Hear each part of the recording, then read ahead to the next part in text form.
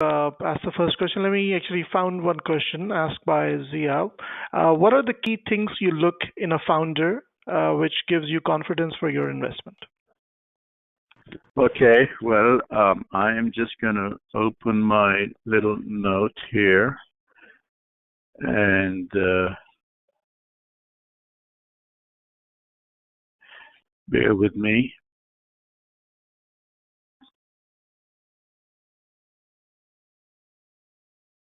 So, as a person, the first thing is I need to find the person has proper engagement with me.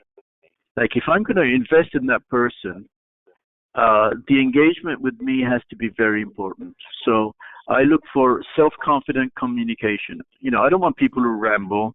I don't want people who don't know when to stop, and also who don't fail to ask or challenge. So they've got to, have excellent self-confident communication, and they've got to show signs of wanting to understand me. So that's one.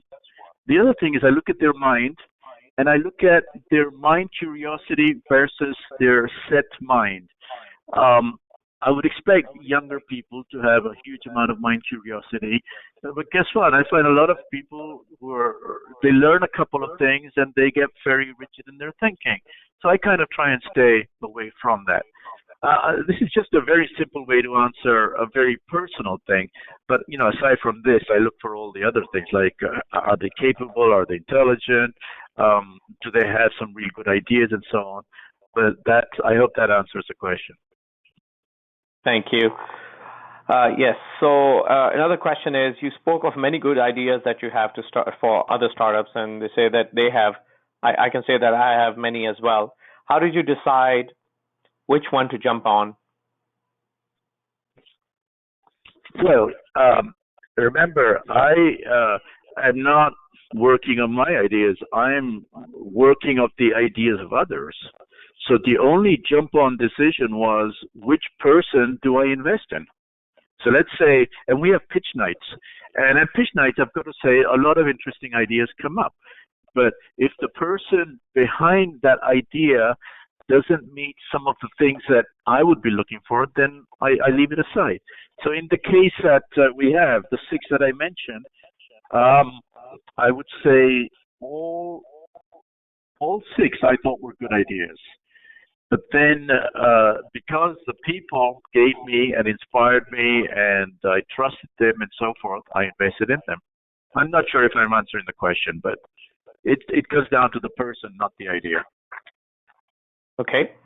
Another question is, what were the challenges in building a team and then running a startup across 2 continents? Oh, big challenge. Big challenge.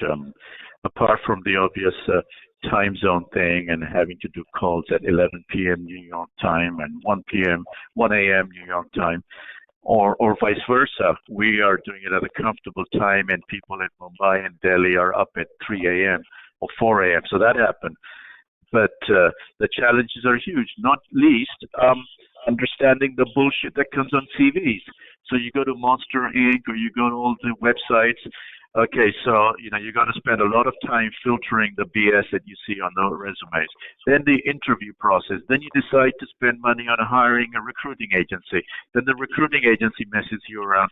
Then the guy comes, and after 2 months he has to go, and then you say, okay, recruiter, you got to pay me back the money, and he doesn't. So you find a different recruiter. And then you say, I'm smart this time, so I'm going to structure the fee in a different way. I mean, all those recruitment challenges are a huge, huge challenge. Then India is extremely successful for people who are of a certain age and know their technology. And because they are, it's not hard at all for them to get jobs. There's Bangalore, there's India, there's Delhi, there's Hyderabad, there's Pune, and there's Chennai. So mobility is getting much better. It's not quite the U.S. level, but you hire somebody, and for a tiny salary more, he'll jump. So one of the things we learned probably by year 2.5, was pay more than the average. So pay just enough that you can afford it, but it disincentivizes. Then using stock options was important for some of the bigger hires. So it was hard forming the team And then once the team was formed, the other thing that was hard is that remote management at an operational level just does not work. You've got to trust the guys who are running it, and you've got to have a good communication flow with them. But trying to opine on matters of detail that are going on there, you'll first just get a polite silence, and if you annoy them enough, they'll give you an FU. So, or FO, whatever the expression is. So it's just a big challenge, but you've got to trust the guys on the team, and they've got to have strong skills to be able to bring in the people required. Thank you. Another question is, as an angel investor, what attributes of business plan are critical for investors to get excited about? And the second part to the same question is, how does one get basic financial education to approach a business model and determine whether it will be a success or fail? So in a business plan, if the idea is good, then investors will look at something called volume and scale. What happens is that, and there's a difference between angel investors and the professional investors like VCs and also corporate venture arms, big corporations invest in startups. What they look at, these professionals, is they look at scale. They want ideas to be big. So if in a business plan, not only you have a decent new idea, and you've explained how the idea is different to what other people have done or how it's brand new, and you do that, then the thing that they will look at is how big will this idea be? How many sales will you have? And, I don't want to wait 6 decades for it to become big. It's got to be within 3 years, 5 years, 7 years. So that is a very big thing. If it's big, then it will get a lot of attention. Then once it's been confirmed the idea is good and the upside potential is big and huge, then they look at the execution team. So the execution is very important, like who is going to be executing. So they look at the founder and the team they have with them, and if they have any board advisors and they're connected with big guys and all that stuff. So that they do. Then the thing that I focus on, and I guess a lot of professionals would also focus on, is the timing of the money request. This is very important. Like with a new idea, you're never gonna, when we were doing games, our first shot for business for money request was, hey, let's raise $2 million. And I said, what the hell, you've got nothing and you want to raise $2 million? So we then, realized that it's got to be, okay, raise 50 and then raise it in a step fashion.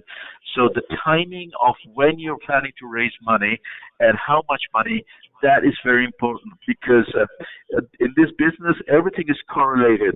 The money corresponds to your number of people, to your marketing dollars, which corresponds to how you're developing your software, how quickly, when that hits the market, how you build up volume, how that gives you revenue. It is all a wonderful circle, and you've got to be able to come to terms with all of this. And what I just said relates also to the second question. There's no mystery in finance. You don't need to read a 200, 600-page book on bond analytics to understand finance. You just need to understand where the money goes. If you understand where the money goes and how it goes and what are the ways of using that money, and do a very, very good cash flow model, and there's a balance between detail and big picture and connected to the big things, you're fine. And the mechanics of the fund methods and the convertible notes and how much equity and all that stuff, that falls into place later. I'll stop there. Okay, thank you. You hear about a lot of ideas that are as a service idea offerings, which can't be patented. Any insight into how to make angel investors excited about that? Well, I normally do not get excited at all on, SaaS and so forth, because the competition, and you put the questioner put his finger on it. You can't patent. I mean, over the 10 years, 15 years talking to lawyers, I know there are cases where processes have been patented. I mean, if Apple and Microsoft are arguing about mouse pointer movement methodology, or I've seen some ridiculous stuff going on. So it's not totally impossible, but assuming you cannot do that, it is very hard. So then The only place that can survive is in a market where that software as a service is not available. So in my case, Baby Destination is exactly that. It's not, I mean, it's not a software as a service for clients, but if you like, it's a service that in the USA is still it's already a very mature service. In India, it wasn't. So it's not to say it's not to do, but you've got to find your market carefully and it could work. Okay, and the final question is, looking back into your experience, how do you suggest new entrepreneurs to find angel investors like yourself in different markets? I mean, I think it's just networking. And what I told I have a nephew in South Africa. He's now 26 or something or more. But about 5-10 years ago, he asked me the exact same question. And I said, show your curiosity of mind. And not only that, when you encounter, he'd go to a lot of events with his dad. His dad was in banking, and they had all these cocktails and meetings and so on. I said at every one of these places, just ask questions.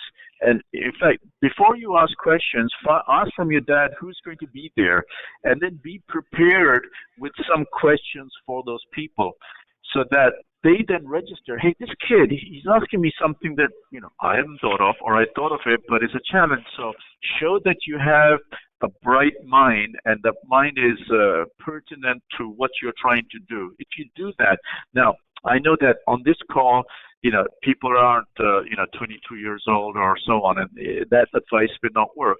But I just say, network a lot, get close to people who do make investments, show that you are of very curious mind and have some depth to what you're saying, and that's going to help you find the right people.